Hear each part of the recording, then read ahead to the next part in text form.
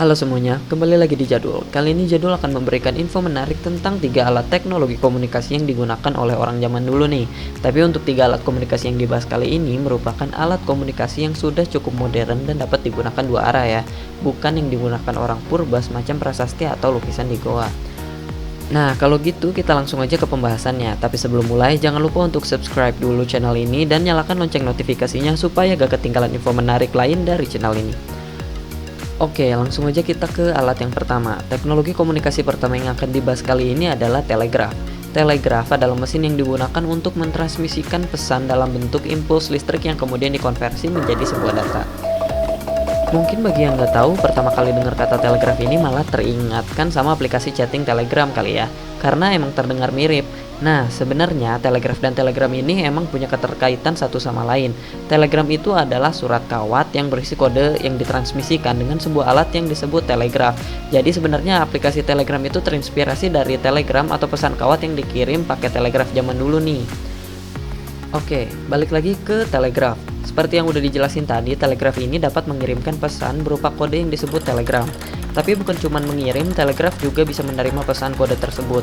Kode yang biasanya digunakan untuk telegraf ini adalah kode Morse, karena penemu telegraf ini adalah orang yang sama dengan yang menemukan kode Morse, yaitu Samuel F.B. Morse dari Amerika Serikat. Telegraf ini sendiri pertama kali ditemukan dan dipatenkan secara resmi pada tahun 1837 hingga akhirnya menjadi sangat populer sampai awal tahun 1900-an. Bahkan telegraf ini digunakan di kapal pesiar tenggelam paling terkenal di dunia, yaitu RMS Titanic. Kalau kalian cermati di film yang menceritakan tenggelamnya kapal pesiar pada 1912 tersebut, ada scene yang menggambarkan digunakannya telegraf untuk mengirimkan sinyal SOS. Tapi sebenarnya, telegraf yang banyak dikenal itu merupakan pengembangan dari telegraf elektrik yang sebelumnya telah ditemukan pada 1809 oleh Samuel Thomas von Sommering. Telegraf ini biasanya nggak digunakan secara umum ya, biasanya hanya digunakan di perusahaan-perusahaan untuk kepentingan bisnis atau pemerintahan. Nah, awalnya mesin telegraf ini harus terhubung melalui sebuah rangkaian kabel untuk bisa bertukar pesan. Pengirim akan memasukkan pesan dalam kode Morse yang kemudian diterima dalam bentuk klik yang timbul akibat dua lempeng logam yang saling berbenturan di alat telegraf. Dengan mendengarkan pola klik dalam bentuk kode Morse, operator kemudian mencatat, menerjemahkan, dan meneruskan pesan kepada penerima. Pada akhir tahun 1800-an, telegraf nirkabel mulai muncul sehingga pesan bisa dikirim melalui gelombang radio, sehingga orang-orang dapat mengirimkan pesan ke lokasi yang tidak memiliki jaringan kabel telegraf sama sekali dan memungkinkan dilakukannya komunikasi yang tidak saling terhubung dengan kabel seperti di kasus kapal Titanic tadi. Saat ini telegraf sudah tidak digunakan lagi ya, karena penggunaannya yang menggunakan kode cukup rumit, sedangkan saat ini sudah banyak teknologi komunikasi yang jauh lebih mudah dan modern seperti aplikasi pesan instan atau video call. Teknologi komunikasi kedua yang akan kita bahas adalah radio. Radio adalah teknologi yang digunakan untuk pengiriman sinyal dengan cara modulasi dan radiasi elektromagnetik atau gelombang elektromagnetik.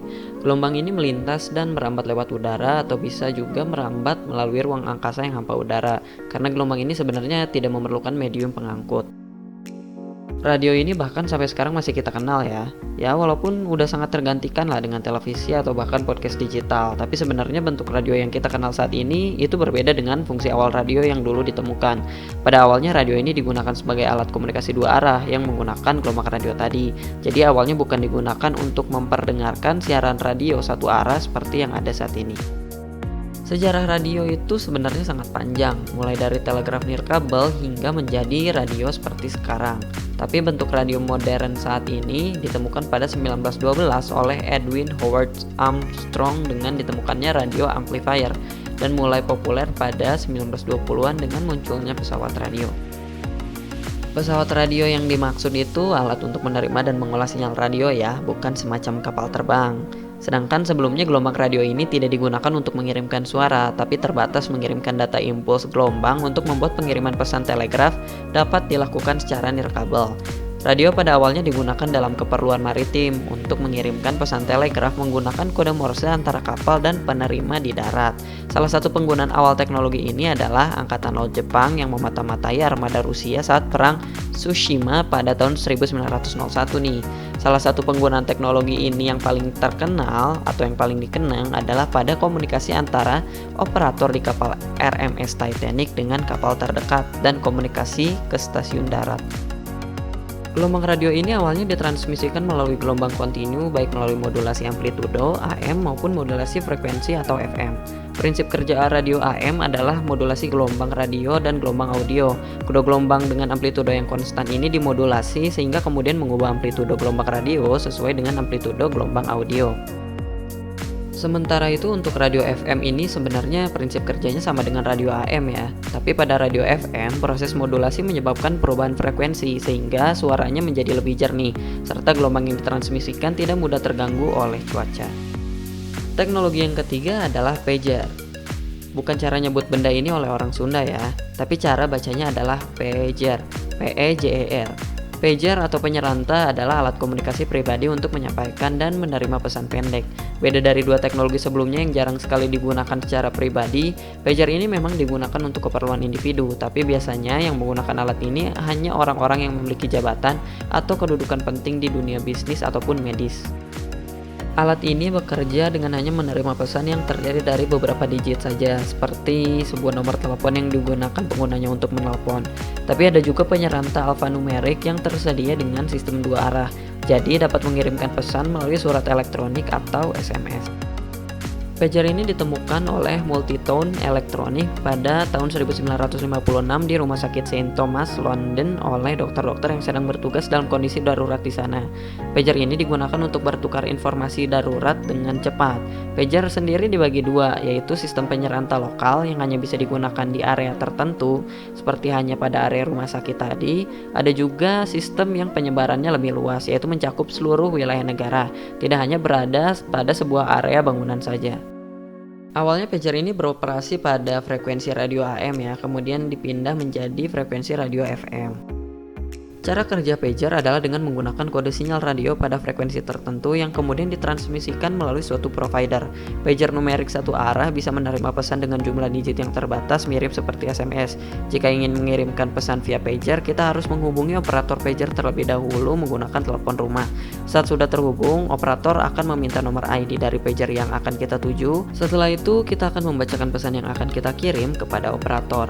Kemudian operator akan mengulangi pesan yang kita sampaikan sebagai verifikasi, lalu mengirimkan pesan kita tadi ke pager tujuan.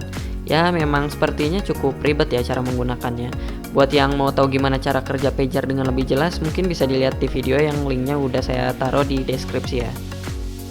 Nah, itulah 3 teknologi komunikasi yang digunakan orang zaman dulu yang sudah ditinggalkan para penggunanya. Meskipun sebenarnya masih ada yang menggunakan teknologi tadi, tapi penggunaannya sudah jauh lebih sedikit dibandingkan masa jayanya dulu. Atau bahkan bentuk dan fungsi kerja dari teknologi tersebut sudah berubah ya. Contohnya seperti radio yang sekarang bahkan beberapa sudah tidak menggunakan sinyal radio analog lagi, tapi menggunakan sinyal digital. Nah, coba tulis komentar untuk yang punya pengalaman menggunakan alat komunikasi jadwal tadi ya. Atau malah baru ada yang tahu alat komunikasi jadwal kayak tadi. Oke, sekian aja pembahasan di video kali ini. Terima kasih sudah menonton. Jangan lupa like video ini jika dirasa menarik dan bermanfaat. Dan jangan lupa subscribe.